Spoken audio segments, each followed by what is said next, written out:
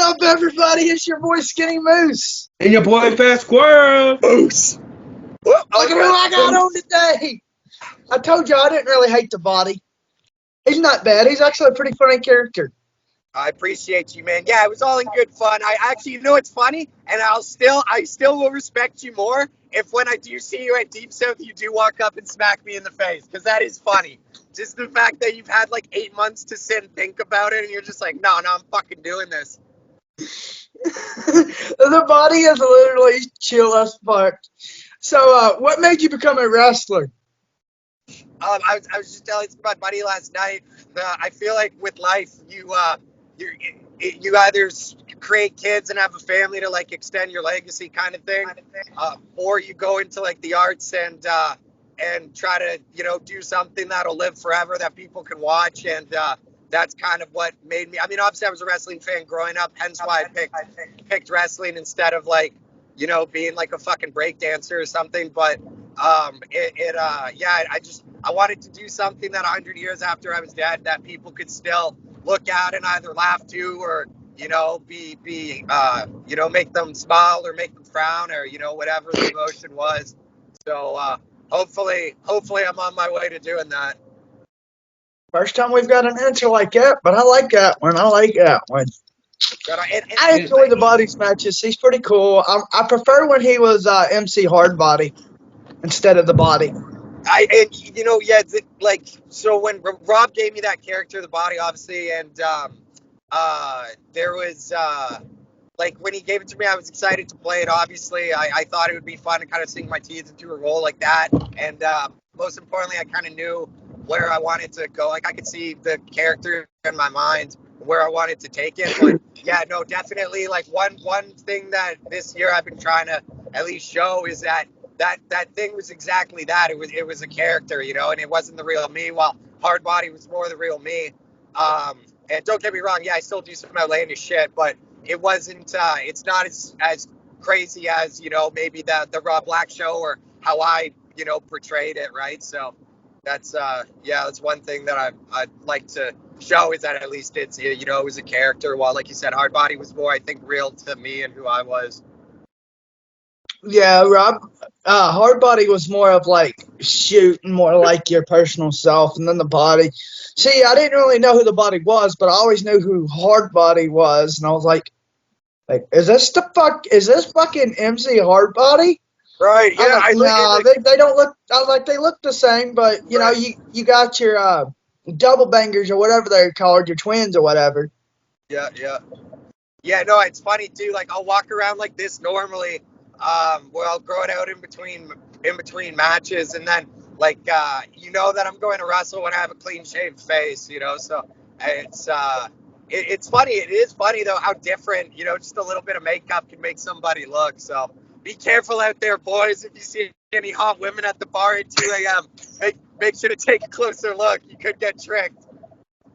Check that Adam's apple. Yeah, dude, check that fucking pole, baby. Check the apple tree. Or at least slide your hands up the skirt. You don't want to be dancing with the man. We ain't no riding the curtain up in this bitch. Dude, my dad told me a story. My dad told me a story growing, like when he was younger. Him and a bunch of guys at his work went out. I think they might have been in a different city or some shit, but it was the guy's birthday, so they got him a hooker for it, and he was like hooking up with the girl in the car, and it was a fucking transgender, and he didn't know, and he like went to go grab her crotch or whatever, and he heard him start freaking out in the car. Oh my fucking god! It happens, bro. You know what hillbilly? You know what hillbilly said to me? He goes, you're the kind of kid that, like, for me, he goes, Hardbody's the kind of kid that gets tricked and then goes, sweet man, bonus cock. He called it bonus cock. Well, there's your next wrestling day. Oh, dude, yeah, and that's the thing I love about it is, and obviously there's people that don't like me, and there might be people that I disagree with, but for every 2 people you meet in this business that you don't see eye to eye with, there's 5 people that you would take bullets for, and those friendships last forever, right? Unless somebody fucks somebody's wife, then that kind of throws curveballs in it. Oh yeah, that's understandable. We ain't no fucking Jim Cornette's actually had that happen, bitch. Fuck him. Right, yeah, dude, fucking, he got in trouble for that too, right? Because he was doing like he was making Yeah, because he like pulled out a boxing. gun and took it into the locker room and was trying to shoot that guy. I can't remember who the fuck it was, but he's like, I'm gonna fucking kill you. The guy I'm going to hang out with, he's a huge Cornet mark, so I'll ask him that, because I haven't heard that one, but I'll ask him he'll definitely know the fucking guy. Definitely heard of it. My first question is, what advice would you give to somebody breaking into the business? Think before you speak. Probably be a pretty good one. I don't treat everybody good. There's gonna be times that it depends your situation, right? People might just not. It's wrestling, and sometimes people don't want other people to succeed, and that's fine. We're all working together, but we're also competing against each other. So it's the same as any other sport in that kind of, we're teammates, but we're also against each other. But yeah, just kind of treat everybody well, and just be a good person, and everything. As long as you work hard, I know it's cliche as fuck, but be a good person and work hard. And it's wrestling, and that's the thing I love about it, is it's for everybody, and it's a business where you can hide weaknesses and excel strengths, and it's for everybody and anybody. Everybody can make it in this. You just got to kind of find a way, whether it be a character or a move set or a style of match or whatever. So just kind of, or make sure your personal life is in control, and then everything else professionally will follow. It's probably a cleaner way to put it. I'd probably be signed right now if I listened to that advice early on. I respect that. I'm 24. At least I figured it out, earlier than some, or before it was too late, right? So Exactly. You figured it out in your younger years. yeah, I appreciate You it. got a bright future ahead of yourself. So yeah, you learned it the hard way. And speaking on personal experience, consider, you've spoke before you thought. So yeah, I respect that. But and yeah, that's it. I don't want to keep harping on that thing, but yeah, that's just the one. It needed to happen, and it sucks that it did to the person that it did. But if there's like a silver lining out of it, was at least it got me out of trouble, because at that point I was like, I was kind of a mental midget back then. Not that I'm the best person now, but at least I was definitely spiraling. So it was good that kind of pulled me out of it and sobered me up a bit. Will you speak on the needle spot in XPW when Joe? Yeah, actually, yeah, man, I'll even go further on that. I'm doing it, and I hate to tip my cards, but I do. I know it'll sell the match I just posted against Mr. California. I don't know exactly what we're gonna do, but there'll be some form of like genital spot again. So I don't know if we're gonna redo the spot or if it'll be something different. Like I still wanted to have somebody staple gun my nuts to a fucking door, and then have them come off and double stop the door, like, so it looks like they're ripping your nuts out, kind of shit. So maybe we'll do that one. But the needle spot, yeah, fucking. So the first pay-per-view Extreme Invasion that I did, it was me and Soul Taker, and then Sexxy Eddy, who I had never met, and I obviously I respected the fuck out of being A, Canadian, and B, half Canadian, I guess, because he's from Montreal, so we're not going to give him credit on being a full Canadian here, but somebody obviously I looked up to. Very similar characters, I would say, and similar roles, I think, in deathmatch.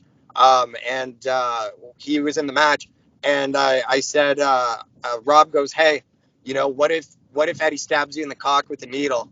And I go, "Love it, let's do it." And I go to Eddy and I go, "Hey man, how do you feel about stabbing me in the dick with a needle?" And Eddy, like, in his head, he was probably like, "Fuck no," which, like, completely understand. That's a lot to ask from somebody. It's almost harder to ask someone to take it or to do it than to find somebody to take it.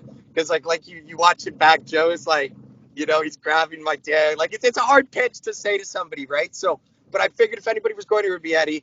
And he kind of just hit me with the veteran talk where he's like, we need to build to it. So I respect it. Obviously, it's a lot to ask for of a guy, especially who has like a wife and the life back home, right? So he didn't want to do it, which was cool. And then I put on the back burner. It was always something that I thought, like, that I knew I was going to do, but I never came up in matches based on the people that I was working, right? Some guys, like, hey, if I'm working Masada, you best believe I'm not fucking calling a needle dick spot.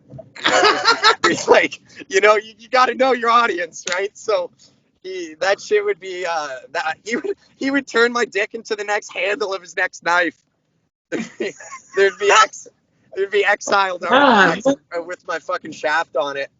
But I say to I'm looking at the ticket app before the show because they had said that it was sold out, and I saw that almost every seat was gone. So I'm like, you know what? It's gonna be a packed house tonight. And this was the March show. I forget the fucking name of it. But I'm like, I say to Joe in the back, I'm like, hey man, like it's a sold out crowd tonight. What do you think about doing this? And I pitched it to him, and he goes, give me like 10 minutes to think about it, because like, wow, it's a lot, right? So I'm like, yeah, take your time. So like maybe 15, 20 minutes goes by, and he just comes up to me, and he's like, and he's got like a goofy like look on his face, and he's like, let's fucking do it. So then we started figuring out how we were gonna do it, and Joe goes, I'm just gonna fucking stab it. And I was like, do not stab it, like do not fucking stab it. I was like, at least like try to work with me on it here, because they were just gonna, you know, with maybe like a diabetic needle, fine, but those were like the regular like hypodermics. So that was all I was saying was like, please, please, please don't fucking stab it. And there was half of me that thought in my head that he was gonna stab it anyways, right? Because right when your dick's in his face, there's not much you could do at that point. You're already in one, so you got to just kind of take it. But then we do it, and I go see this girl that I was staying with at the time, and it's like 3 a.m. now, and I'm like I'm like laying down trying to sleep. My phone goes off, and it's Rob. And he's like, hey, man, you should probably go back to Canada right now. I think what we did tonight was illegal. So then I was like, I'm like freaking out, being like, I'm like 7 hours from the border. If these people are coming after me for this, like, I don't want to be the guy getting stopped at the border because he got stabbed in the dick with a fucking needle. So I hurried home that night, and then I got back home at like 8. And other than all the articles written and stuff like that, there wasn't any more blowback from it, thankfully. So we lived to fight another day. That's true. sorry. What was it like to wrestle Shlak for the king of the death match? So Shlak was, and I don't know, maybe he doesn't even want me like put out there, but I'll say out of like a lot of the people that I met there, he was one guy that was constantly in my corner in creative meetings and always trying to figure out something for me to do that was more than just an opener match, or like being, being put in like the Mr. Fantastic Scramble kind of things. Which notice there's a spot for everyone on the card, and if you have to do it, you have to do it. But I was thankful enough that he tried to push that I always had something meaningful every show, and when I worked him, I knew it was gonna be fun. But I also knew that I was coming off a punishment for I'd gotten like syphilis and missed a show, which I get. It was stupid on fucking my part. And obviously it's wrestling, right? So when you make a mistake, you have to, you pay the price for it. And I knew it was going to be a little stiff just from that, just from the stuff that happened the past month. But he took care of me, absolutely professional.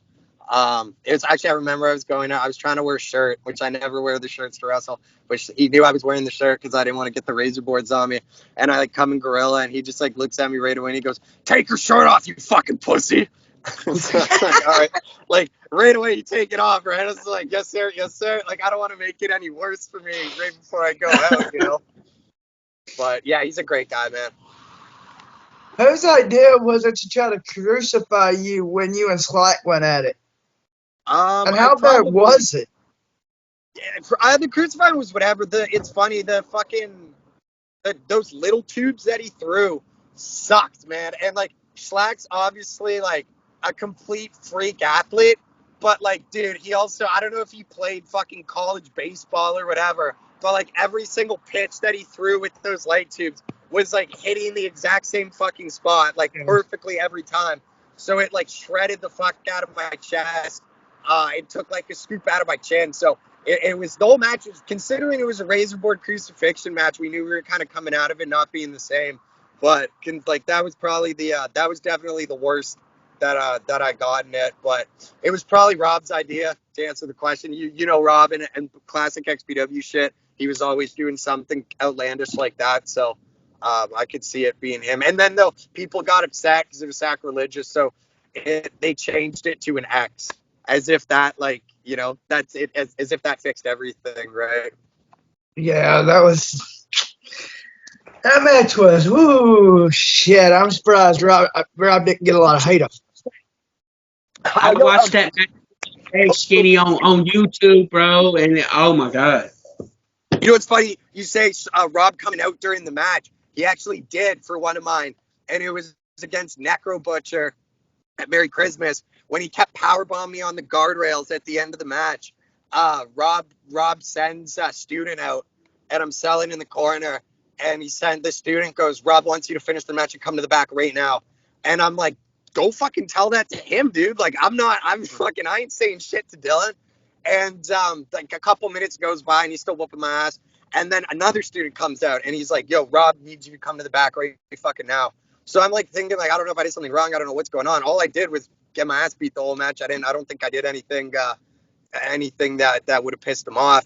And we end up coming to the back, and he pulled the plug on it halfway through because he thought he was going to impale me with those fucking legs that were coming up. Because I'm getting close to them. Which, and Necro took such good care. Like, he obviously was a hard-hitting match. The guy, he probably weighs 100 pounds more than me, so you know his shots are going to hurt a little bit more. But he took great care of me. He placed me very flat on those things. The worst part about the match was he hit a senton, and the guardrail snapped back and hit my arm, which I thought I broke it. It was that bad, but it was he took good care of me. But yeah, Rob was scared I was gonna go fucking like a horror movie and pierce my spine through it or whatever the fuck. So he does care. He does have a heart somewhere deep down inside, right? For all you Rod Black haters. He saved a gay dude's life that night. That's that. Well, you answered that question. I was about to say, how was it fighting Necro Butcher? Thank you for that answer. I don't know. A fight would mean that I was swinging back at him. I think it was more of a beatdown. One last thing about that, which is funny as hell. So we get there, right? And obviously I'm nervous to work him, right? It's fucking Necro Butcher. And he goes, what does this mean? And squeeze my wrist twice, right? And I'm like reverse you or start fighting back. He goes, yep, all right, we're gonna walk and talk out there. Finish is gonna be a KO. And when I give you that Iggy, then start fighting back. Until then, just, listen to me. So I go, all right, yes, sir. So he starts whipping my ass out there. And about 80% of the match through, it finally clicks with me where I go, oh, he's not fucking squeezing my wrist at all. Like, I'm just, I'm gonna take it the whole time. But kudos, like, that's one thing that's such a difference between those guys, like the elite dudes, and then other guys like myself, where he did such a fucking good job. He called me about a month before that and was like, I need you to go on Rob's podcast every night and say horrible shit about me. Bring up my cancer. Bring up this. Bring up that. The quote was, he goes, ain't nothing you gonna say that's gonna make me cry. And I go, all right, fair enough. And same for you, sir. So whatever you want to go. And I spend the whole month talking shit, right? And he told me to talk shit. He told me to say all this crazy stuff. Right before we go out, he comes up to me and goes, I heard all that shit you've been talking, kid. And then holds out his knuckles and goes, fuck around, find out. And I'm sitting there like, you fucking told me to say all this shit. But Necro set you up. Oh, dude, right. Just straight vet shit, right? And again, like, he planned that match, that whole storyline, really. That he, at the end of the match, if you go back and watch it, my moment is I start firing up. But if you look at it back, I'm bumping and feeding, but it's all his lackeys, like Hillbilly, Daniel Ramirez, and Jasmine. So he did, and I kicked him in the dick, I think, before. So it was like, it makes sense. Everyone in the crowd can relate to a dick kick, right? That's the same thing why he was using the pencil for a while, where he goes, most of these motherfuckers never got hit with light tubes or barbed wire, but everyone knows how sharp a pencil is, So it's he made it relatable, and he protected me and let me still get shit in, but also protecting his gimmick, because I understand that match wasn't going to beat me. Fucking giving him Ricky Steamboat arm drags and drop kicks, and so he did it. Yeah, I think he made me look really good that night, so I appreciate it. And the pain was a small price to pay for it. Speaking of when you fought Shlak, how did you feel when Shlak Alabama slammed you on the razor board? It wasn't as bad as I thought. Like, it's funny. The one gimmick I fucking hate is barbed wire, and every time I take it, I'm always like, that wasn't even. Usually, I'm always like, it's you think it's gonna be worse than it is.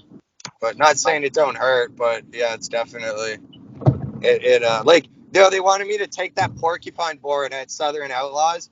And I'm glad that we didn't, because then seeing fucking, I think it was Sicko that took it, Like, holy fuck, dude, that shit was so gnarly. I was glad I didn't have to do that. But yeah, no, the razor board wasn't as bad as I thought. I don't know if I got lucky or what it was. Actually, Shlak was smart too. He gimmicked the board when he made it. I do remember that now. You put like crazy glue around the sides of it, so it kind of like it's not as sharp. Is biting people's dick your signature or something?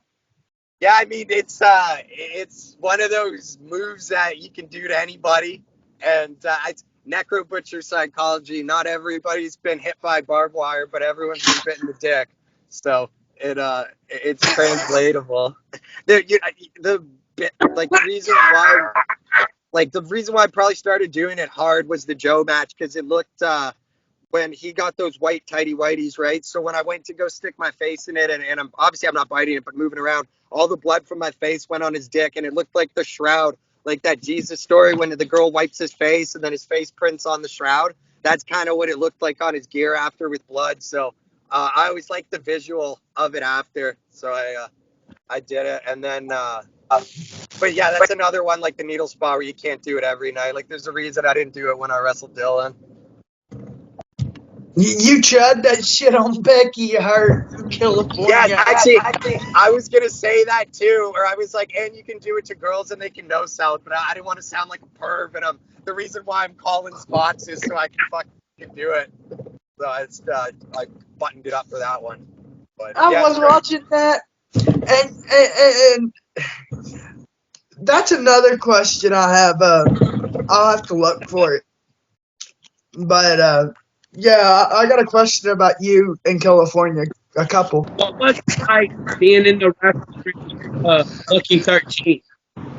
he the first, obviously I knew like Nation of Intoxication and I knew I'm lucky, but I never had one of those guys too. I had never gotten to meet. Obviously, being from Canada is not you don't a lot of those guys you don't grow up wrestling with, right? Being in a different scene, and he was one that I was excited to meet, and I met him at. I think it was Theater Brutality, the first one, and then right after that at H2O, he wrestled Neil Diamond Cutter in like a crazy fucking crazy death match for their Danny Havoc belt, and there was like so many spots I saw him do that night where he was just so clean, like shoot somebody off the ropes, fucking pop up power bomb, then he would flip them through, take a step to his left, and there'd be a bundle by his ass, and then he would pile drive them through it. So like there was so much shit that he did that just looked so fucking clean and was so good. So I was excited to work him. We were gonna wrestle again.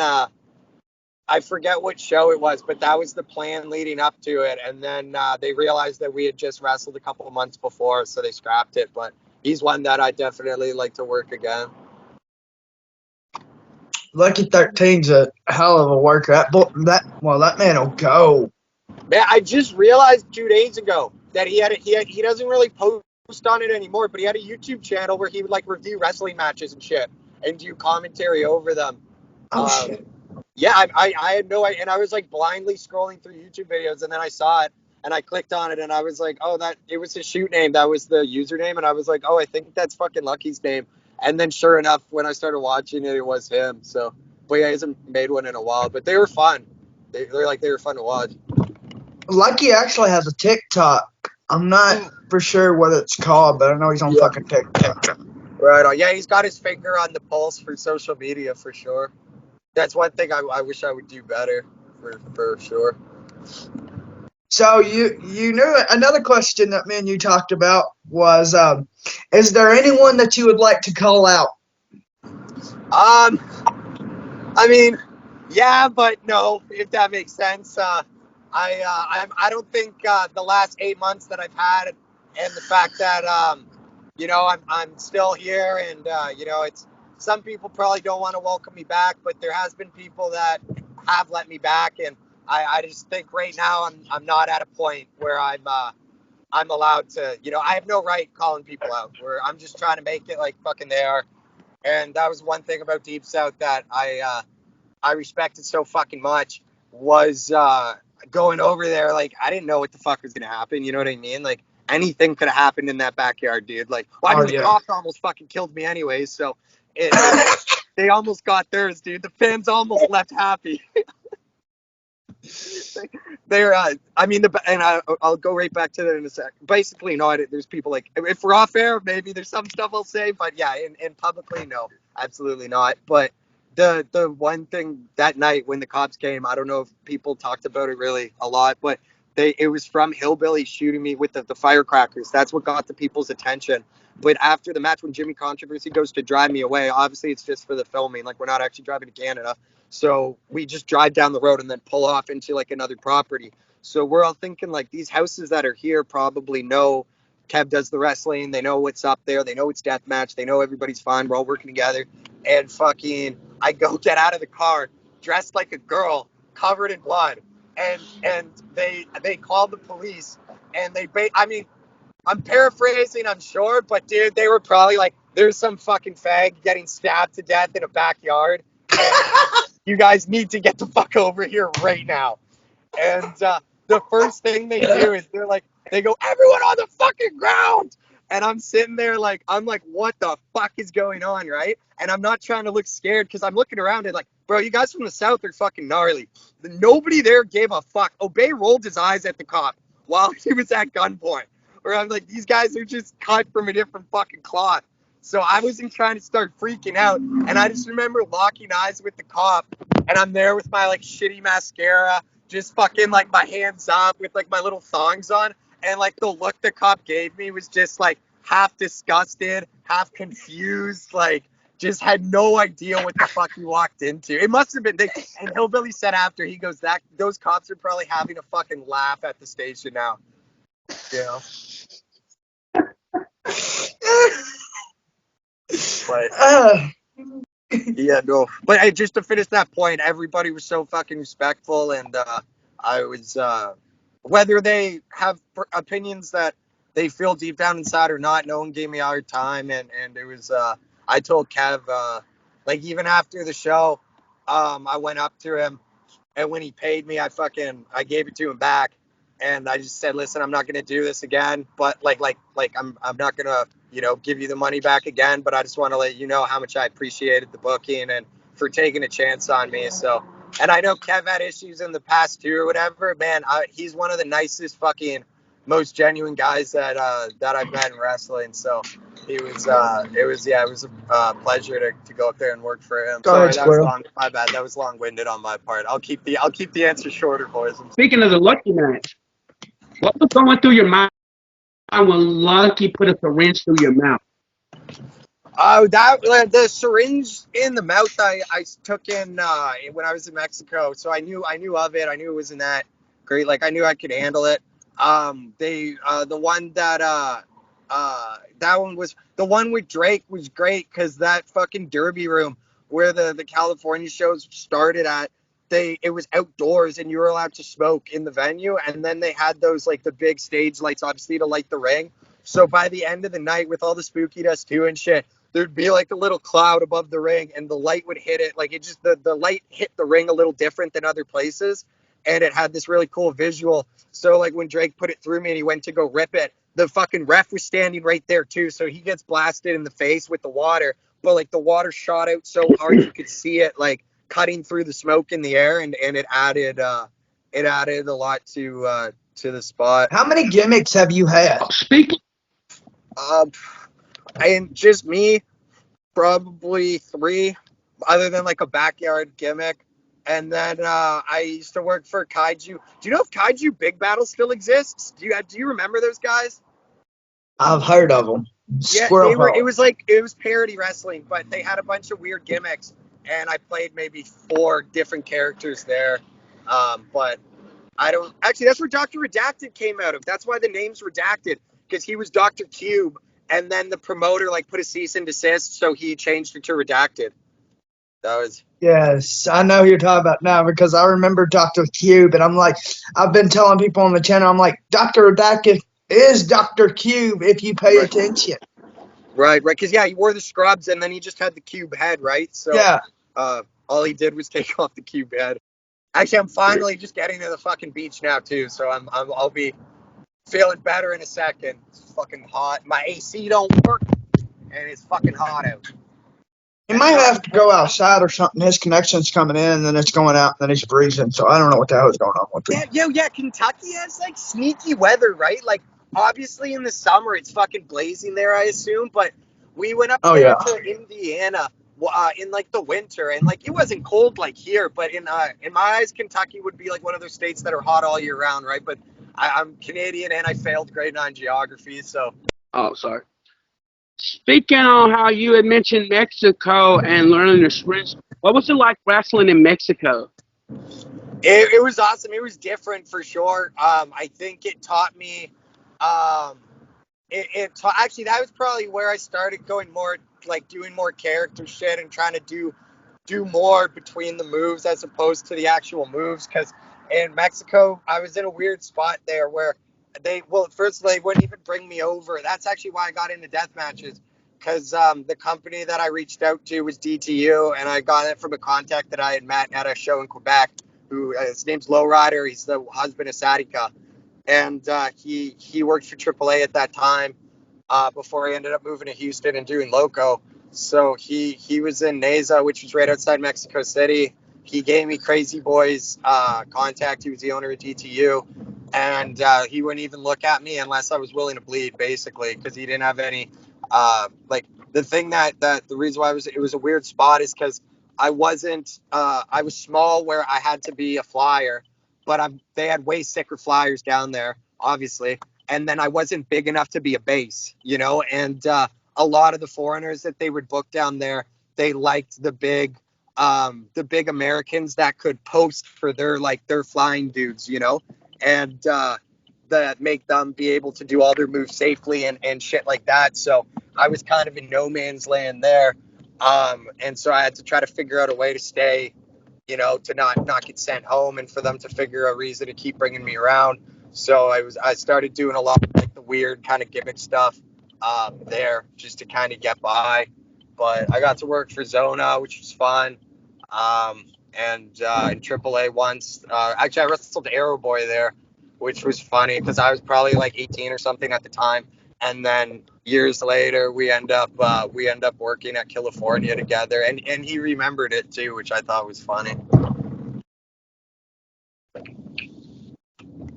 Who gave Hardbody a run for his money? I mean, a lot of motherfuckers. I go, there was the guy selling the peanuts in Oklahoma. There was the referee that was a girl in Cincinnati. The 12-year-old baseball guy. Basically everyone. The person selling the concessions. Anything with a pulse. No, I don't know. Obviously Butcher was one that was gnarly. Trying to there was this kid at Zona. Osiris was his name. He was like a young kid, and when we would go to hang out before the match, I would get there early, and he would come up to me, and he could barely speak English, right? Obviously, but he would be so fucking nice, and like the whole time we would talk, and we would put our little mat together, and then as the second we would go out there, he would just punch me as hard as he could in the fucking face, and it was like every single time they paired me to work with this guy, and and that's the thing Zona gets a bad rap for, I guess, is that it's pretty shoot, but like that's you kind of know that going over there, so it's like I said again, it's when you're out there, you can't really turn around, so. It was, and at that time I needed those bookings anyways, right? So I just kind of stuck with it. But yeah, he comes to mind for sure, and obviously Necro Butcher. Joe seemed like he gave you a run for your money too. Yeah. Joe is a good one too. The fucking chair shots at the end, and he was whooping me with the door. Like I said, you know what? There's probably other guys that did it too, but like you said, they're giving it to me so hard I don't remember them. Like it doesn't come to mind right away. So I'm sure there's a lot of guys out there that stitched me up that I just don't. It's not coming to mind right now.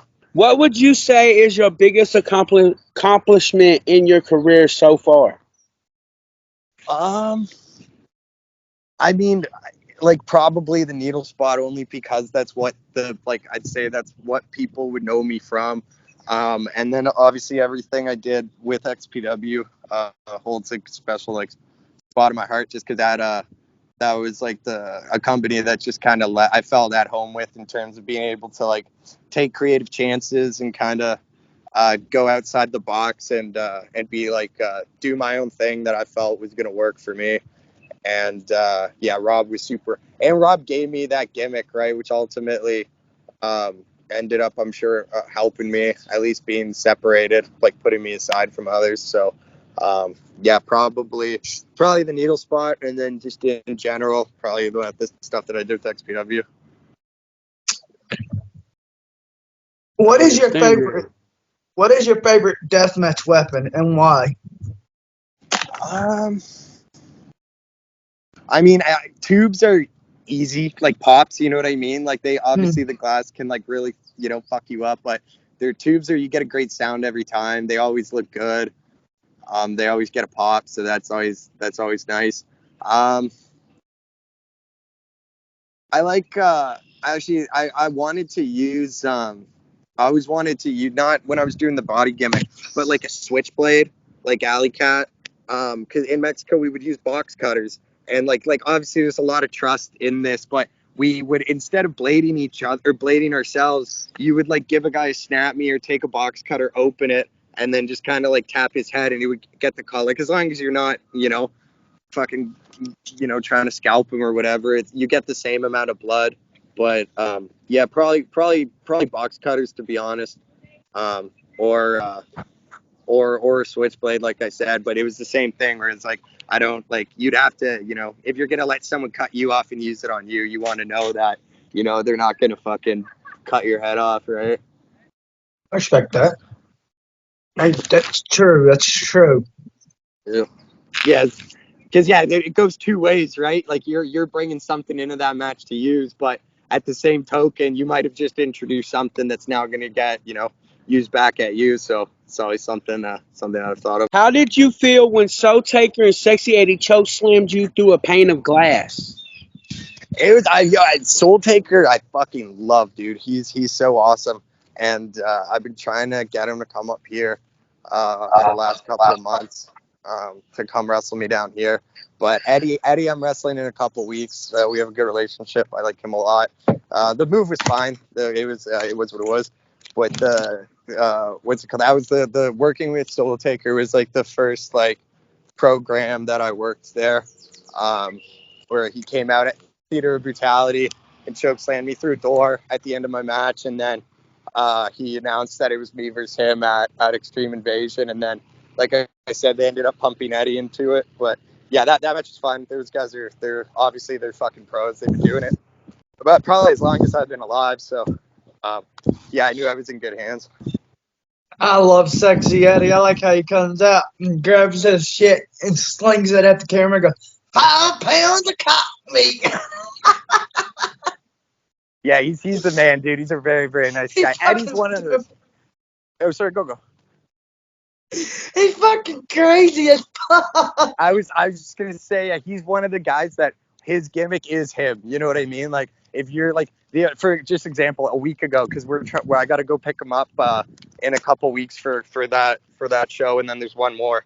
And I said to him, or I called him the other day, and he answers, and it's like noon on like a Wednesday, and Eddie's like, he's like rambling. And I'm like, yo, what the fuck are you saying? And he's like, oh, sorry, I'm at work right now. I'm drunk. And then he's like, I only drink at work. I never drink at home. It's like, all right on. Hey, I've seen a video of him. It might be on I don't know what it was on, maybe YouTube or something.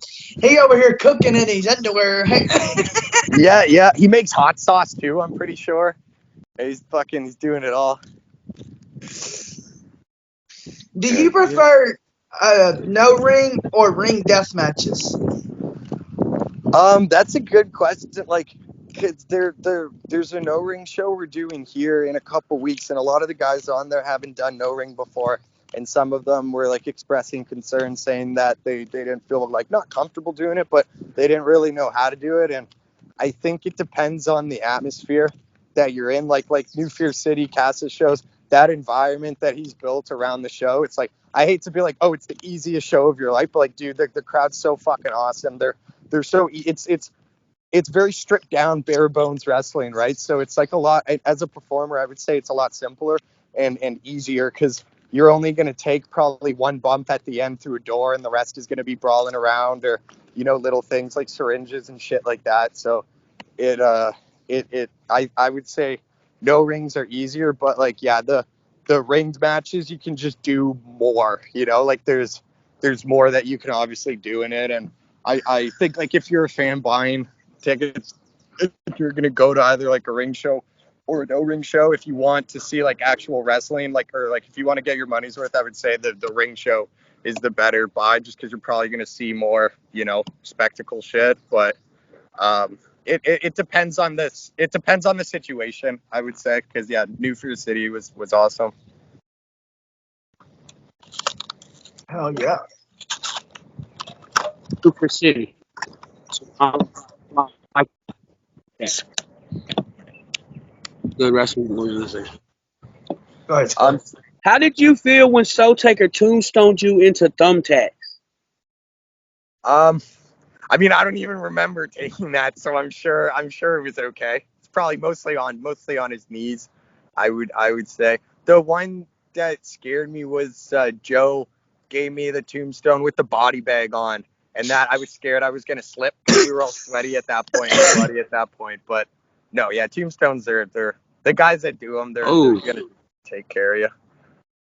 Yes, that fucking body bag or that trash bag or whatever that fucking bag was right. Oh god, that was insane. Right, I know. I thought I was gonna slip off him for sure. Because even like when I was in the bag, my blood was getting on the inside, so like I was starting to slip out. Then his blood's on the outside, so he's slipping too. So it was, it could have probably could have gone worse. Yeah, it could have broke your fucking neck. Right. What is your worst injury or major one? There was this wasn't even deathmatch related, but we're in early on. There was a show. It was a Muay Thai fight, like real like Muay Thai, and I guess they had a bunch of fighters that didn't make weight or whatever the fuck happened. So they needed to fill some time on the show. So they reached out to the wrestling school I was training at, and they were asking if we could send over a couple students to go fill some spots on that show. So my trainer sent me and a couple of my buddies, and we wrestled there. And I guess I'm thinking it was that ring, because there was other shows I did that weekend of rings that I worked on before. But I got like staph infection under my armpit, which like is fine. It's pretty easy to treat. But I didn't think, like, I was young at that point too, so I didn't really know. It was super infected until it was infected, and the infection, like, I thought I had fixed it just with like topical creams or whatever, but it like got in my bloodstream, but then it like settled down in like my kidneys and like started infecting like my kidneys and my liver and shit like that. So they had to put like a PICC line in me and give me a little purse with the IV, and I had IV running consistently through me for I think like maybe 3 months after it, maybe a little bit longer. Like I couldn't do anything, a nurse would come every day to change the bag, like, so it wasn't like it hurt at the beginning when I didn't know what I had. And then there was one night where I couldn't walk because my liver and my kidneys were hurting so bad. So I thought it was like an appendicitis, which is funny because I was like, oh fuck, I hope it's not that. And then I ended up missing like 6 months of wrestling from it. While if it was appendicitis, I would have been back in 3 weeks or something, right? So yeah, it just took a long time to kill it. That or that muscle buster I took from Remington rhor, it opened my back up real good, and it wouldn't stop bleeding. And when I ended up like passing out at like 5 a.m. or something, and I was definitely from blood loss because it just like would not stop. Like I felt super like weak. I finally went to sleep, and then I woke. Joel Bateman woke me up, kicking me at like 6 or something in the morning with like orange juice and shit like that. So like I'm sure you guys know Joel and how this guy is. So yeah, he was there. It was a horror slam show.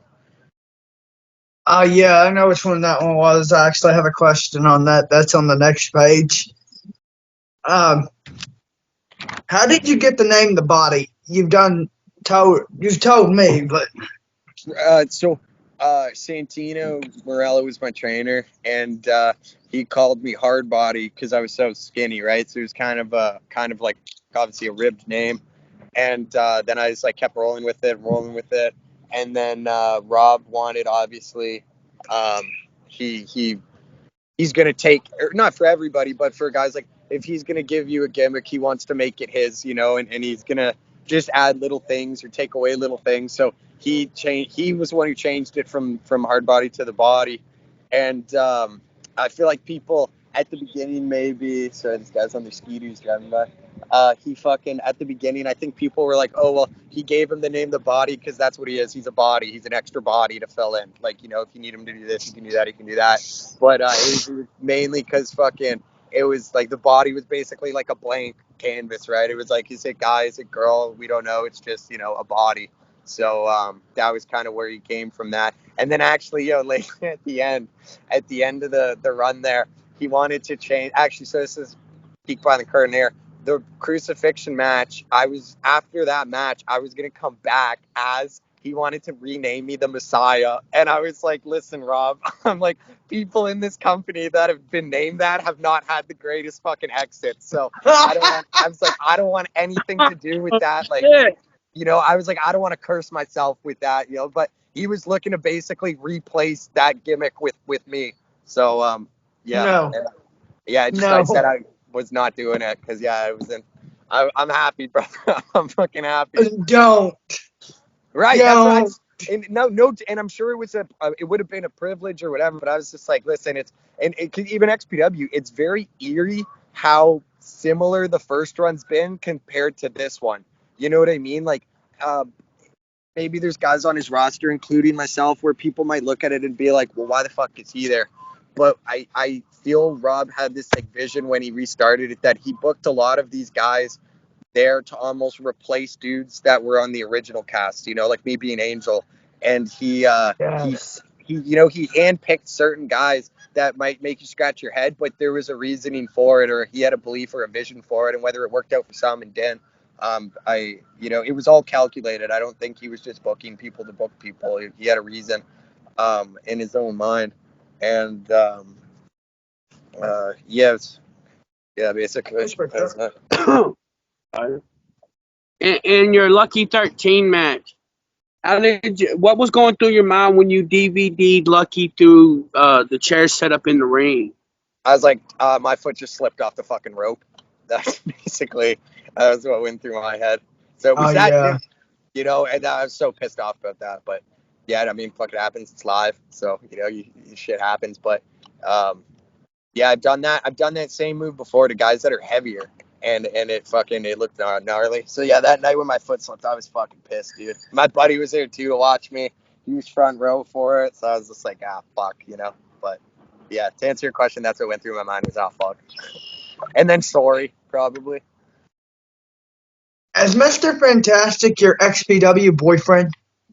I mean, yeah, fucking on screen, they devs had that going. Like, even this is the funniest thing, and I like Will. I'm not like, I'm not talking any crap, but he obviously, the thing that happened with him and Tarzan. Now we can. Okay, yeah. It wasn't muted. I think it was like freezing, and then I muted it after. My bad, boys. It's working. But on screen, that was the plan. Rob wanted him to be like my on-screen boyfriend, and we had good chemistry.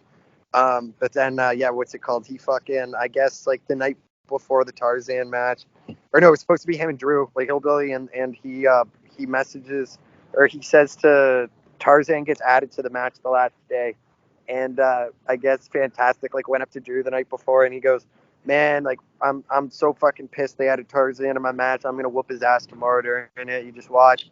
And then right at the beginning of the match, Tarzan just starts fucking him up. You know what I mean? And like, so yeah, that was a tough look. And like, credit to Rob there, where he's like, you guys had a beef. You guys are gonna settle it like men, and whoever's the winner, I'm gonna keep, and whoever loses is fired.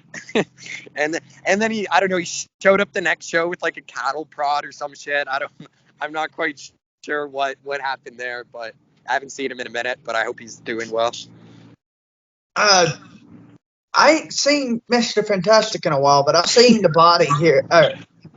Tarzan just about Yep. everywhere. Yeah. Oh, yeah. But you knew that even a year ago. Like, Tarzan was one of those guys that was like, he's just so good at every fucking style.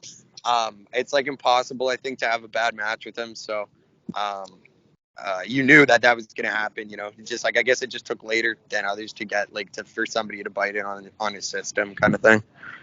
What was it like when Necro attacked you with the guardrails? Yeah, it was like not scary, but it was like nothing I'd ever dealt with in wrestling before. And like that's the one thing that like even most like death matches, like the Shlak one comes to mind, where it's one that you know is gonna be like a little bit more gnarlier than the others. But at least once you get out there, it's the same as every other time. Like you're dealing with the same weapons that you've used before. Everything, you know, you feels like normal once you start. But when he started chucking guardrails at me and shit, I didn't know. I've never experienced that, right? So there's not much you can do but take them. And I remember with that too, we get out there and I took a bag of Cetaphil, um, like it was fake cum, and I put it in my weens. And then when we went out there right at the beginning of the match, I was gonna grab the bag, rip it in my weens, and then scoop out a handful of the fake cum and throw it on Jasmine's face. And he grabs me right before I can even do that. He grabs me and nuts me on the rope on the guardrail, and the bag pops in my crotch, right? Because he had dropped me on there, and he goes to grab me, and he just gets the fake cum all over his hands. And I just like, this is right at the start of the match, and he just looks over and he goes, "God damn it, my fucking hand's wet." And then he just hits me super hard. So like that pissed him off like right off the hop. You know what I mean? Him thinking he had baby juice on him. Go ahead, Squirrel. How did you feel when you double stomped Joe with a chair from the top rope? Yeah, there was I thought it was. I think that match might have been one of my favorites there, like at XPW. And like I said before, he's really fun to work. He's really like obviously professional. So yeah, that one felt good. My girl was there that night too, so it was fun. It's a good time. Do you have a fascination with being beat on? Yo, You knew that was coming. Yeah, no, I didn't. That's a great fucking question. I mean, yeah, you saw the photo? Do you see the promo? Somebody called me over that the other day too. That's funny. That shit never done. Wait, you're saying the video I let the girl piss my mouth? Yeah. Okay. Or that would have been funny if you didn't see it and then I just exposed myself right for it. I go, all right, yeah, no, I guess I like piss. Yeah, I don't know. Actually, I have a question. Yeah. And this is going to make everybody laugh. Yeah. What made you kiss Andy Lawler? Oh, I don't know. I mean, it's Andy Lawler, dude. He's got those dreamy eyes. How are you not going to pass up on that opportunity? It was good seeing him. It was good seeing him at Deep South, man. Andy's the fucking man. He's definitely listening too. Shout out Andy. I had to ask that, like, when you was facing Lucky 13 and Andy Lawler gives you those back of Ken's eyes, you walk off, you come back, you just basically assault him. Oh, and like, yo, I think he was kind of low-key pissed from that too, because like his buddies were giving him shit after, where they're like, you kissed the body, and it got to a point where he's like, no, I fucking didn't, like, not like, they're like, you can tell he was flattering him, you know? Oh man. Following up on mentioning of the Kenzons, what was it like being in a match with Kenzons in it? It was whatever. They were fine. Fucking, I haven't gotten them that bad into the head where you need like the actual like fucking tools to pull them out. Killbilly at Killafornia. I have a video on my old phone. It's on my iCloud. I got to go back and find it. Or Slava might have it because like they used it on XPW TV. But bro, I shit you not.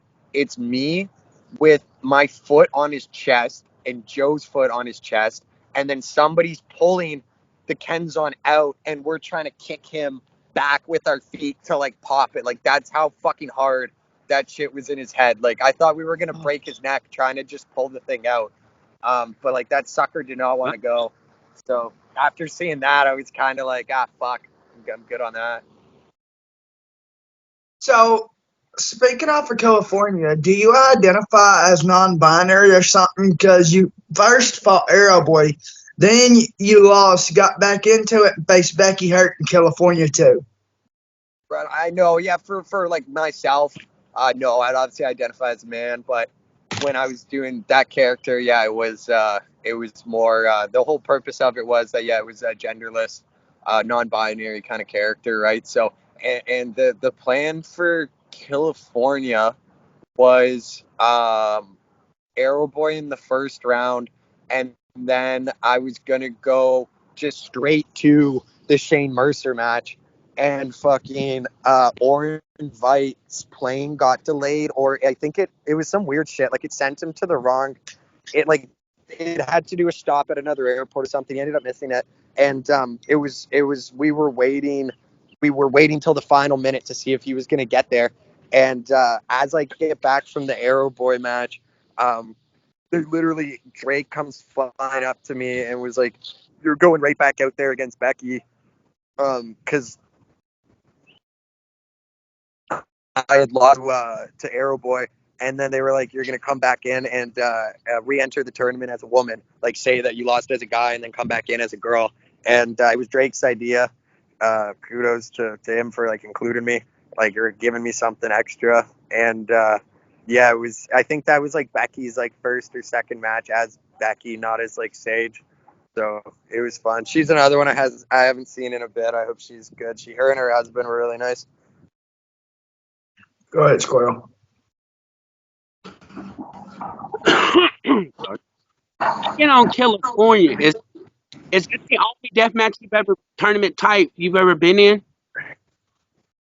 The other one was the Birdie Bank one for Horror Slam, but that one was a lighter schedule. I got knocked out first round, and then the next day did a non-tournament, so it was a bit lighter. Because that was the thing that like the biggest takeaway from that was how hard tournaments are like to do. Like there's a reason why they're so respected and people want to win them so bad, right? Is because like 4 death matches in a night, or like those 2-day ones where they're doing like 5 in 2 days or whatever. It is a lot on your body, right? So that was the biggest takeaway. It was like I was sitting in the back waiting to go to wrestle Shane, which I knew was going to be the craziest match for me that night, like in terms of punishment wise. And I was already ready to take my gear off, you know what I mean? Because you just went through 2 matches. You're mostly your night would be done any other night, but you have to, stay in your gear and go back out again. So yeah, it's tough. Tournaments, I think, are under. Fans don't realize like how grueling it is. Some of those guys that go through and win them, right? It's a long day. Exactly. How was it tagging with Angel, an XPW original? He awesome, man, fucking awesome. I think I'm seeing him when I go down there to wrestle Mr. California. I was talking to him, so I'm assuming he's gonna come out because he was so awesome, man. He knows I was a huge mark for him, like from the original days. So he was always like super cool with me, and he helped me out a lot there, I would say.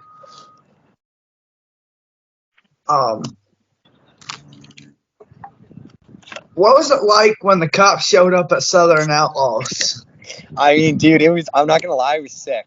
It was fucking insane. Like Hillbilly said it best, where he's like, XPW, we think we have the craziest shows, and then Deep South is like, hold my beer. Just like there was so much, like that whole show was so fucking insane.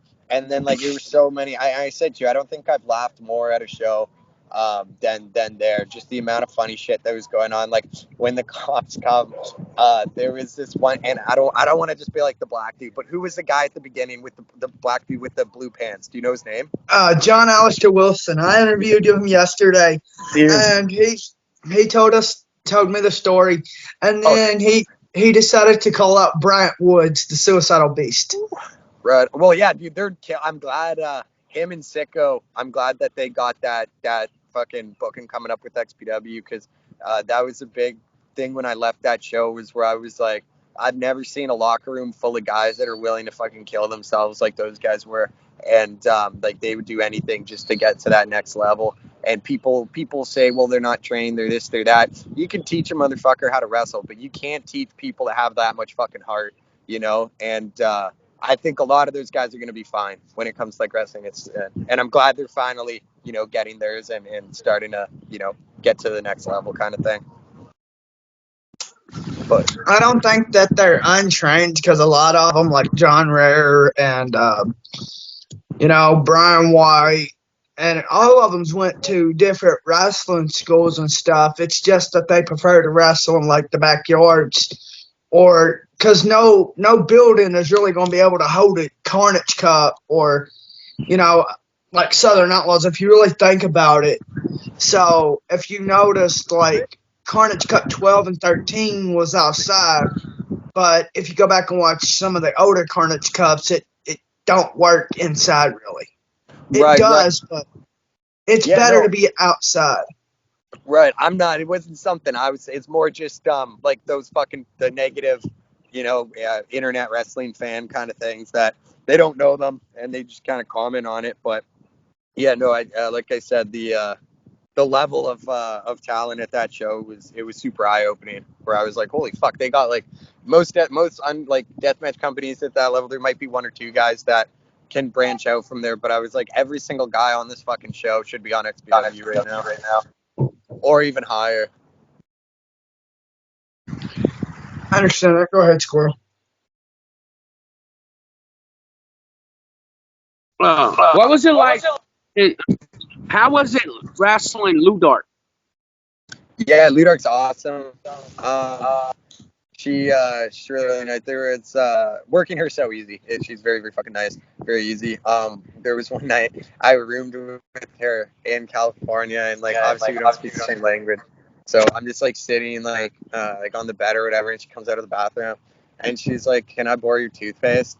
And like I just like looked at her, and I was like, "Oh no, I didn't even bring my toothbrush." And she just looks at me and goes, "Okay," and goes in the bathroom. We didn't say a word to each other the rest of the night. So, have you ever had your nose ring ripped out in a match? No, but you know what I just fucking saw recently was Brain Damage. I think it was JC Bailey and Necro maybe at a fucking maybe it wasn't JC Bailey. It might have been a different third party, but it was at a TOD from like years ago, and like Brain Damage had like the same clip, like same thing here, but up like in his eyebrow, and the other guy that was working him took like a pair of kind of like bolt cutters, I guess, but smaller. And he like fucking clipped it off during the match, and it looked fucking gnarly. So maybe one day when I'm ready to rip it out, because I didn't want to take it out. Like I got it pierced 2 years ago, and I've never taken it out just because I don't know how to get it back in. So maybe when the time's right, I'll incorporate it in a spot or something. The first one, I know you on the show, you're saying you were into eating booty too. The first one I got sucked, and I was eating my girlfriend's ass, and I woke up and it was gone. So I don't know if it fell in her ass or some shit, or it just like fell out of my sleep. But she might not be able to go through a metal detector. So, I don't know. But I woke up and it was gone. So I don't know what the fuck happened. Ain't nothing wrong with eating booty like eating them groceries. Yeah, right. Nothing wrong with it. I say like when people are like ass your tits, it's like, dude, like if you're not in high school and you like tits over ass, that's a fucking problem. Or it's like ass, there's just way more to do with. Tits are kind of just there. I prefer titties, but yeah. Okay, my bad. To each their own. I go as long as it's not fucking cock. So, you should check out Brad Cash versus Brent Woods in IWA Mid-South when Woods gets his fucking eyebrow ring right here ripped the fuck out. Did they do it on purpose? Oh yeah, it was on purpose. Brad literally ripped that motherfucker clean out. Just with his hands or with a tool?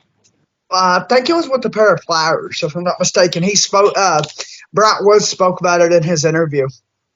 Right on. Yeah, I will check that out because I think that's similar to what I think they did use pliers. Now that I think, there's a yacht club here, and I fucking hate the people that go to it. I'll be like walking around. I'll be like walking around here drinking beers, and they just like shoot me the biggest daggers. Like they want me to be shot and pissed on, which now we know I would like.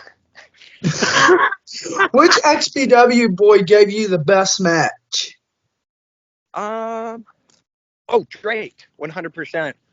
Fucking I was gonna say Joe again, but no, Drake 100%. Because fucking and there was a lot of guys obviously there, like they're all professionals. But yeah, Drake was like, fuck, dude. It was because I like Santino trained me, and he was very like, which is funny. He loved like for a guy that, and I love Santino obviously. He taught me everything, but for a guy that made as much money as he did off like a sock puppet gimmick, he hated like us doing these weird comedy gimmicks and shit. He wanted us to. He thought at that time that, and I understand why UFC was big. He thought at that time that wrestling was gonna move towards like shoot, like so it was gonna kind of go to more of like a pancreas style of thing. And then now obviously we realize like it kind of shifted more to like character, I would say, than like shoot style stuff. So I get why he was doing that for us, but yeah, he trained us in WWE style. So when I got Drake, he had just came off WWE, so I knew like the style of match. When he started putting the match together, I knew he was using the same technology as like Santino taught us, because obviously Drake worked like he was with Vince a lot in Gorilla, I'm sure. So he he learned a lot from him the same way Santino would have. So when he was putting the match together, I was like, I could tell that it was going to be good and easy. And yeah, he made me look really good that night. And he didn't. He got in trouble too for calling me back to the ring after to put me over. He knew he wasn't supposed to. Like he was supposed to keep me kind of as a heel figure, but he did it anyways to show me that respect, right? To try to like, kickstart my career. So that was something that he didn't have to do that he did. So I'll never forget that. And I still stay in touch with him too. He's a really, really good guy. Who would you say is your craziest match was against in your career? In my opinion, it would have to be Big Joe. I mean, obvious, yeah, like that, definitely mainstream. That one. The thing. So there was, and I thought of this earlier in the interview. I don't know what crossed in my mind for it, but the last match I ever did in Mexico was at DTU. And do you guys remember Alex Ocean? Yes.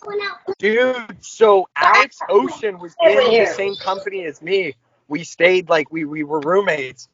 So we ended up being close. We got close down there, and before he disappeared, he's a guy that should be back. Like he was so gifted, but I get it. If you don't want to throw yourself at glass, it's kind of a lot to ask for.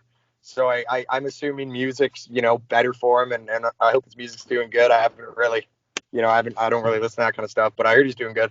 He was there, and Alex Ocean, not a drug guy, not a party guy, right? Like he'll have a couple beers, but that's not his style, right? So we're wrestling Moscow, X-Fly, like originals WCW sequel player goes by Halloween now, and then there's like Crazy King in the match, who's the champion, and then Joe Leader and Crazy Boy, and first like second, it's elimination, right? And Crazy King's the champion, and he's gonna win at the end of the night. Seconds in the match, first spot, Crazy King goes for a suicide dive and breaks his fucking shoulder, like clean. So he's done, right? So now students are the students that could speak English are ringside telling me that we're gonna go the finish. They use instead of panes of glass down there, be car windshields. I guess it's just easier to get or whatever. So it would be car windshields. So they're like finishes DVD from Crazy Boy through the car windshield, and I'm like, all right, cool, no problem. I guess Moscow X-Fly locked himself in a bathroom for the whole night. We didn't see him once. He comes out 5 minutes before the match, higher than fucking giraffe pussy, and that's a Chris Carter line right there. But he is like, bro, he is so fucked up. And we get out there, and Alex Ocean would do drops. He was like a drop dude, like a New Jack kind of thing. So he would, Crazy Boy would always scope the arena out and try to find something around maybe 15, 20 feet and ask him to jump off it. And so it was a soccer stadium with a little second floor kind of thing. So like the top bowl. So he's like, hey, Ocean, do you want to jump off that on the guys? And Ocean's like, okay. So the spot was like Moscow X-Fly was going to lay at the bottom, and then Alex Ocean was going to climb 20 feet and jump off. Well, Moscow was so fucked up. I don't know if he forgot the spot or was trying to fuck with him, but Alex Ocean's climbing this fence, and he says he gets like 15 feet up, and he feels the fence shaking. And he looks down, and Moscow X-Fly's climbing up after him. and like X-Fly's like 400 pounds or something. So he's like climbing up after him. They're like 15 feet in the air, and this guy's coming up behind him. And Alex Ocean's just like, why the fuck is he coming up here like with me, right? Moscow gets up there with him and starts trying to grab him and pull him off. Like, I guess maybe he thought the spot was like he was gonna pull him off and they were gonna go together or whatever. But Ocean's like, fuck this. And he climbs right down in the middle of the match, throws up the deuces like Antonio Brown, runs to the back and leaves. And he never wrestled another night in Mexico. Just left halfway through the match. Was like, fuck this. I'm not doing this. So What the fuck? that was probably the craziest, just because you're in a different country. You don't know what's going on already. There's people high on pills trying to kill your friends. So all in a 20-minute main event, right? So yeah, it was a lot. Go ahead, Squirrel. How did you feel when Lou Dark DVD'd you through Light Tube? It's funny, that spot at the beginning, like it's a staple for me. Like I like starting especially death matches like right with something hot right off the hop, you know what I mean? And that's always a really easy one. You can just talk shit, have the guy scoop you and go. So that one I'd always call. Like that's another thing with Ludark is like she can wrestle so well. She's a smaller girl, so like, and I'm not making excuses for the smaller guys in it, but you know, shit hurts a little bit differently when you don't have an extra, 50 pounds of muscle mass or, whatever. So you definitely, you can, it rattles your insides a little more. And I'd say she's around the same build as myself, but some of the bumps this girl's taken, she's an absolute fucking animal, right? And then when you watch her though do lucha as well, she can keep up with people in Mexico too, right? Doing lucha. So yeah, she's always awesome to work, and I'm glad she's wrestling there. I know she was having visa issues too, actually, so I'm glad she got hers figured out. Do you have a gimmick weapon? I think that it's the needles. Yeah, somebody asked me that the other day too, and I would say it's that for sure. And again, like the reason why I did it was Thumbtack Jack, being like a little guy. Bye. Little guy watching it or whatever. He was one of the guys that I idolized growing up in deathmatch. So, yeah, it was basically, probably the needles and because of Thumbtack Jack. Now, when you say Thumbtack Jack, are you talking about the one from Germany or John Rhor Thumbtack Jack? Because they're both considered Thumbtack Jack. No, I didn't know John Rhor fucking called himself. John Rhor was always John Rhor when I was watching him. I didn't know he did Thumbtack Jack. Yeah, I'm talking about the Germany dude. Oh, yeah, when he was in the backyard, he was actually referred to as Thumbtack Jack for a little bit. You muted yourself again. Okay. Yeah, it's a perfect deathmatch name, right? It makes sense. It rolls off the tongue. The only reason I really fucked with him, such a stupid reason, but the reason why I like Thumbtack Jack is like, when you're a kid watching wrestling, like you might like the guy because he wears your favorite color. You know what I mean? Like, so you don't really start picking guys for their like work style until later. But it was just that he came out to like techno music, and like at that time, I feel like a lot of guys were coming out to just like let the bodies hit the floor and shit like that, or a System of the Down, like stuff like that. So it was nice it was just unique and different. And I was a big techno guy, like EDM guy growing up. So it was different to me. So that's why I liked him. Why did Big Joe wrap you up in that bag? Jesus Christ. I mean, I don't know. Ask Joe. Maybe I fucking looked at him weird or something. I don't know. It's funny. No, looking back on it, like I feel bad because that poor guy swinging that fucking chair as hard as he can, and I can feel the shots getting harder and harder because he's getting frustrated, right?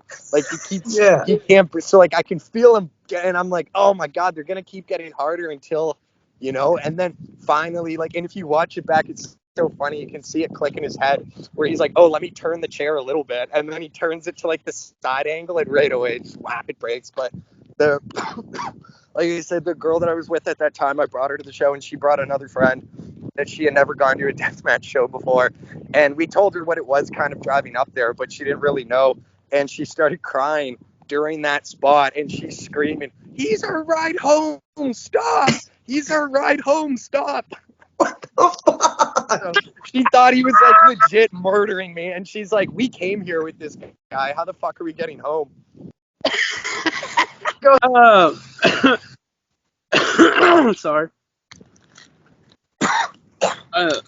When you fuck too dark, when she hit you with the double knees with the light tubes across your chest, what went through your mind? I mean that spot, nothing really. It was fine, but you want to talk Ludark spots? What was going through my mind? Probably the sickest pin. That if you're gonna get pinned in a match, you'd want it to be this way. Where like the last show I did, when it was me and Angel versus her and Kat, they did like that double pin where Kat sat on my face and then Ludark sat on my crotch and they pinned me. Where I kept saying during the day, I was like, King Kong Bundy, 5 count. Like I was like, three's too short. Let's go a little longer here. Let's do a 10 count actually. Fuck it.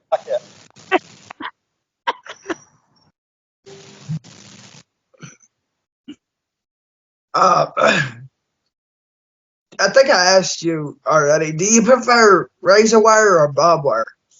Bro, fucking dude, that's the one, like, and that's another thing, a Deep South thing, where it's like these guys are fucking animals, just the weapons they use, you know. And I like a wrestler told me that it's not it's bad getting out apparently, and it's not as bad hitting it. But dude, you can't tell me barbed wire and like razor wire has to suck so much worse. You know what I mean? At least in my opinion. So I've never taken razor wire. Will there be a time that I do it? Probably, yeah, especially now that I'm working with Kevin more. But yeah, probably I would have to say I prefer barbed wire just because I've never done razor wire, but also like I don't know, it's fucking. Have you seen it? Like you've been to those shows before. You've seen probably guys get fucked up by that I've shit. never been to a live show, but I have been realized to that. some. You never went to like an OVW show or something just to check it out? No, I've been to like WWE and shit, but You're like, I fuck that have shit. been. I've never been. Well, I've never been an inmate in prisons, but I've been to prisons to visit. And okay, so I grew up kind of like near a farm. One of my buddies, his dad had this fucking razor wire, and I decided to try to clear this shit. Well, my buddy, he tried to clear it. When he did, it took like this much of his fucking leg and a scar. Dude. And I've actually been caught in barbed wire. I have a scar on my leg from barbed wire. It's bad, but trust me, I say razor wire will slice and dice you. Yeah. So it's got to be worse you're on your back, considering that's just like a script and your leg is like, Yeah. you know, it's got that bone. Yeah, so barbed wire, I feel like if it slices you, it's almost jagged, like tit. But like that razor wire, like dude, those razors will just slice clean. They don't give, like you were saying, your buddy's dad's leg or whatever. It's like that shit ain't gonna stop. It's gonna go like fucking butter. Like yeah. So, Oh yeah, my dad used to put up fences, and he put up razor wire fence, and he told me, he said, you pull it apart. He said, bro, it's like a spring. He said, as soon as we let it go, it just rolled right back up, bro. Right, yeah, and that's even sketchy to do it. The other guy you send to the other end of the fence to unspool it, if that guy lets go, you're getting all that razor wire coming flying back at you. Yeah, you gotta trust that motherfucker on the other end. Oh yeah. Somebody let one go, and he said, literally, you can watch it. It's like a spring, bro. It just rolls right back up into itself. Have you seen those videos of like the Dead Sea ships? Oh, yeah. How they have those ropes that tie them to like the fucking port, and then when the ship gets pulled away, those like ropes snap and they'll like shoot back super hard. Bro, that's fucked up. Like how hard it hits them. I feel like that's how I picture the razor wire coming back at you. What's your thoughts on Shane Mercer and how strong he is? Yeah, he's a guy that I and not to re-harp on it, and I don't know if he's listening or if he cares at this point, but he's one name that I've heard is pretty upset about the stuff I said, and he has every right to be because he was there the night with it when it had happened. And he's somebody that I definitely he deserves an apology in person. And I also think, like I said before, it's wrestling, and that's the beauty about this business is when you make a mistake, it's very easy to, pay the price for it. And I think the best way to kind of not squash it, not asking to be best friend. I'm assuming he wants nothing to do with me, in terms of going to a bar and having a beer or something. But just to, I think I owe him at least a conversation. I owe him a receipt, like for me, and I think we had a good match. So if we, go back out there, have another good one, I think that, I think that's something that I look. That's a goal of mine for this year, is to wrestle him again and try to not fix things, but at least try to, be let bygones be bygones by the end of it. Go ahead, Squirrel. I just realized too, I'm at like a boat harbor, and I just realized they have a spot on the docks where you can park fucking RVs and shit, which is like, that'd be so fucking nice to stay down here, not because I don't know, boats. I feel like after a while you get like living in there, you get seasick and shit. Nice to be able to park an RV here. Sorry, I've sidetracked. Sorry. I have 11 more questions. Yeah, you're good, man. I'm sorry if I'm going too long. I can speed up the answers. Oh no, you're fine. No, you are. Like fast money, like in Family Feud. Just one word answers. Hey, I don't know if anyone remembered too when I was talking about my dad fucking losing his toe. Look, they ended up putting his foot on the cigarette packets. Oh shit! Not Yeah. actually his toe. That's not actually his toe. But yo, our cigarettes here are disgusting, dude. They fucking every pack has like a disgusting ass photo of somebody, and then all our filters have to say like cigarettes cause cancer on them. We're not even allowed to have like the brand. So if you bum a cigarette, you have no idea what cigarette you're getting. You know what I mean? Like they all have to look the same. It's fucking stupid. Crazy. It's just weird, right? I know Americans, you guys don't have that. You have the little Surgeon General on the side, but like here we're Yeah. How was it being yeet from one ring to another in California by Shane Mercer?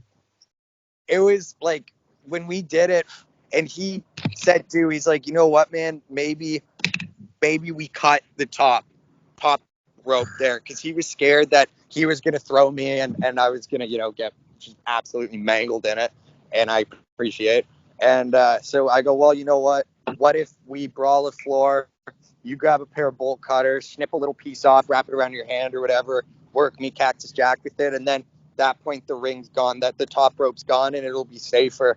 And then when we watched it back, bro, he almost threw me out of that. Like, we were scared of him not being able to make it. And it was like, he probably could have made another ring as well. Like we probably could have added a third ring.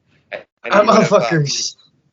Bro, and not, I don't want to say sneaky strength, because you look at him and he's absolutely jacked, but I feel like he's like farm boy strength mixed with like strength, or like workout strength, like his bones are strong. That's how I describe it.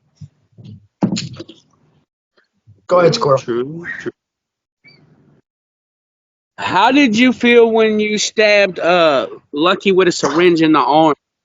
Yeah, that actually, I forgot about that too. Now you say that. That was that was, I don't know, I wasn't surprised that he did it, or that he wanted to take it, but it was like nuts to me to think where he goes, just stab it fucking hard, rip it. And how are you? Good, thanks. There's a boater coming by. Nice boat. Good. You need some women on there. Uh-oh. Oh, I thought you crashed, dude. Over there. Yeah, no, don't Titanic yourself here. Oh yeah. Right on. Anyway, safe sailing. What's it called? Fucking because not Lucky, but there's guys obviously that steroids and wrestling go pretty hand in hand, and that's a spot that you would inject it to, right? So that was kind of his reasoning for it after, was like, well, it's no different than getting a flu shot. But I'm like, I don't know, those nurses, A, they know what they're doing, B, they're not dressed like a girl fucking stabbing you with it. So I thought it was ballsy on his part, but yeah, he took it like a champ. He didn't give a fuck. What is your hobbies out of the ring? It's super nerdy, but actually it's what I'm gonna do as soon as this interview's done. I like playing disc golf, if you know that like the frisbees. I like doing that. I know it's fucking gay, but I enjoy disc golf, and then I live pretty close to a beach, so I do. If I'm not wrestling or working, I'm usually here. If the weather's nice, obviously. So yeah, probably being by a beach or water, and then I enjoy disc golf. Growing up, I liked hockey. Or right now, obviously the playoffs are on too, so I've been watching that every night. So Yeah, a lot. I don't know how you guys feel about it. Like, do you watch a lot? Do you watch as much wrestling as you did before you started going behind the curtain in the business, or do you find that like once you started doing it more so, it kind of you don't watch it as much, or you watch it more for like the art now and not so much just for entertainment? I've always watched wrestling, so like I was born on a Thursday, so that Friday was SmackDown. So like when I come home, my mom watched it in the hospital, and then when I come home that Monday, well, it was like 2 or 3 days later. My uncle brought me into Well, it wasn't WWE. It was like it was back. I was born in '99, so I was kind of always brought into it, and Right. then I started watching Carnage Cup when I was like 4 or 5 years old, and as I evolved, I started watching more and more and more death matches. And now I don't even really watch WWE or AEW. I'm more a Barrett away, and I watch more just death matches. And now I watch it for more of the art, and I understand it more now that I've talked to a lot of the wrestlers, and I understand. Back then, I really didn't understand about the storyline and the kayfabe and the shoot and all the seriousness. But now that I talk to the wrestlers and I do behind the scenes stuff, I understand it and I respect the wrestlers and all of y'all even more. And we definitely to and appreciate it, but we definitely respect and appreciate you guys too. It gives us an opportunity to kind of build our fan base, or say we have something we want to plug or a big show coming up. It's helpful and handy for us too to use each other, right? We use your guys' platform to put ourselves over, and then you guys use us to get different stories and whatnot as well. So we're all in it together.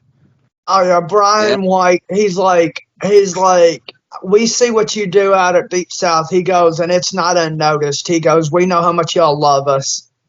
Yeah, no, and it's a community. It is a community. I know Rob always goes deathmatch community. I'm making fun of probably me fucking saying it, but it is a community, and that's one thing I love about this business, and it's similar to kind of hockey in a sense of it's a game, it's a sport that polices itself, and it's built on such respect and trust that everybody's. Even if there's people that you might not like or whatever, there's still a lot of respect, and for just going in there and doing it, right? So that's something, that's something that I like about it is we're all fighting for the same cause. What is Zona 23 like? I mean, it's like, honestly, it's like Talladega Nights. Like it's just a rant. You don't remember it when you leave, and you're like, what the fuck just happened out there? Like you get there, it's at a junk. I don't know if it's still at that fucking junkyard. I think they might have moved just really recently, but it was. My bad. I'm just turning my car. I'm not gonna turn my phone. It was. You walk in there and like they have a fucking rock band playing usually. When you come in, so like there's like a band ripping. Everyone's obviously boozing because it's in Mexico, and you get dressed in a Greyhound. Like people don't realize the locker room there is like an old Greyhound bus that can't run anymore. So like that's where you change, and it's just such a different world. But my one takeaway from there, there's the parking cop walking around too. Fucking hell. He the one thing I'll say about Zona that I wasn't expecting was that of every wrestling show I've ever been a part of, they had the best medical staff at the show, which like you would never think. You know what I mean? Like A, it being in a junkyard, B, it being like one of the most ultra violent companies in deathmatch wrestling. You would think it's the Wild West, especially stories you heard in the past. And I know it was bad back then, and it's cleaned up a lot since. But their medical staff there was like insane. Like if you tried to tell them like, no, I don't need stitches, like they would like force you to get them, force you to clean all your cuts out after. Like they were very like, they were very on stuff. How did you feel when Big Joe suplexed you with the light? When he picked you up and then the light to him and suplexed you with it? That was cool. I thought it was cool. That was a weird one. Like I never seen that before. He told me about it. He said he had done it before, so obviously I trusted him. Watching it back, yeah, it looks gnarly. It did look like Jimmy Lloyd called me after that, and he goes, "Well, you almost fucking died there." So I mean, I don't know. Could have probably broken a lot worse, but we got lucky on that. But yeah, it was a good spot. I would obviously do it again. Um, what is worse in your opinion? Cheese graters, gusset plates, or Kenzas? Probably Kenzon's. Gutsits like rip hard, like that the muscle buster spot I took. Like the thing that fucked me on it was that I wasn't heavy enough to break the chair. So I went like it bent, and then I started dragging down, and then like all the gussets stayed there or like glued there, like clawed me out. So if you were using like a Kenzon or something, I don't think it would have.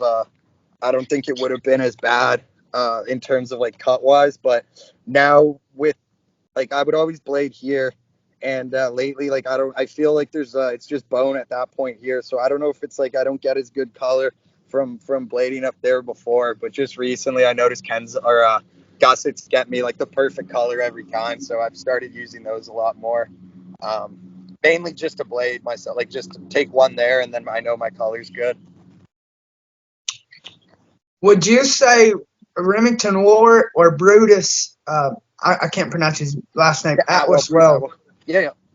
was the stronger opponent. I mean, obviously Remington, just because it's Rem and he's a fucking brute. Brutus, I don't like. I'm sure I don't want to sound like a dick and be like, I don't think he wrestles anymore. And then it turns out he's like champion at Horror Slam or something. But I haven't talked to him or I haven't seen him in a while. But that guy, he was really he was solid as well, man. He was good. He was always fun to work with. I really liked working with Remington at Horror Slam. We went from feuding to tagging, and it was always fun working with him. But at a stronger though, yeah, I would say obviously Remington. Go ahead, Squirrel. How did you feel when Lucky by? Oh, did I already ask that? I was sending you on the King's line. Yeah, I did. No. How did you feel when Lucky body slammed you on the Kenzon? Yeah, it was whatever. It wasn't that bad. What was it? He just took a handful of loose ones, right, and threw them on the mat. Yeah. Yeah. No, I think actually that you poured them out of the bag that Andy gave you. Yes, yeah. I knew the fans because we weren't going to use Kenzons that night, and then Andy was like, or somebody in the back was like, hey, there's a fan out there that has Kenzons. He has a bag of them. He wants you to use them. So I knew, and then when I looked down and saw it was Andy Lawler, I was like, all right, I'm gonna use them. And then we changed it up and used them. So, do you mostly only do death matches? Yeah, right now, like, and it's Fuck yes.